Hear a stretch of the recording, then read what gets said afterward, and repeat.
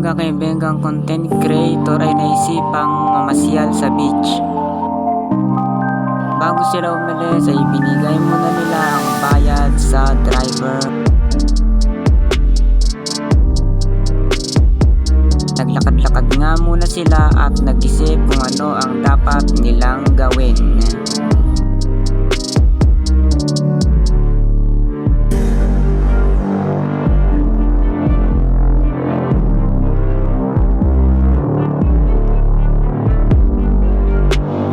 At napag-isipan nilang kinabukasan sila ay maglalaro at nagpahinga nga muna sila.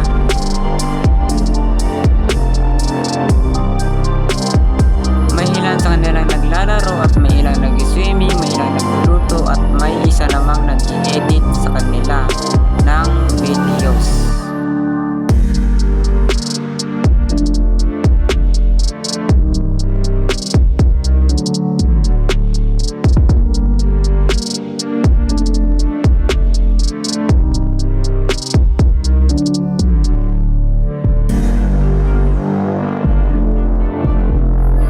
Tinawag na nga sila ng kaibigan nila upang sila ay kumain na nga.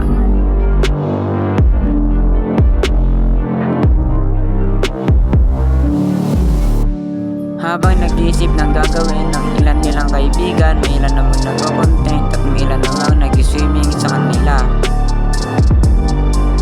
At napag-isipan nga nilang tumagal sa lugar na ito.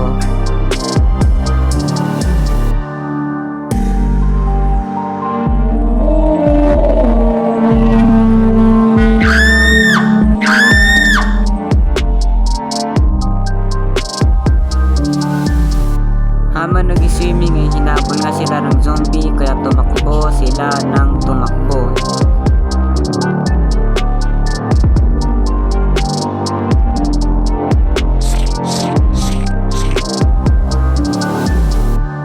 Naisipang balikan ng isa ang kaibigan nila ngunit tinilan sila ng kaibigan nila at tumakbo sila ng tumakbo habang hinahabol ng zombie.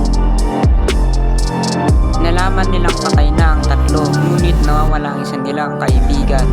Hindi nila alam kung nasaan ito.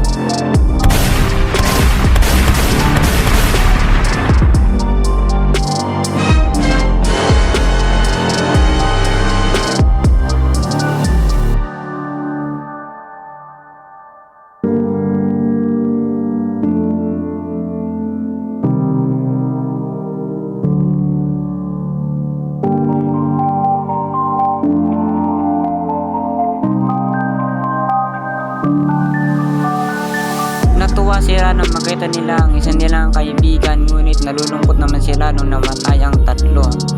Nagtanong ang kaibigan nila kung nasaan ang tatlo, ngunit sinabi nilang napatay ito ng zombie. Kaya mas lalo pang nagalit ang kaibigan nila. Naisipan nilang after 3 days sa kanila ito babalikan.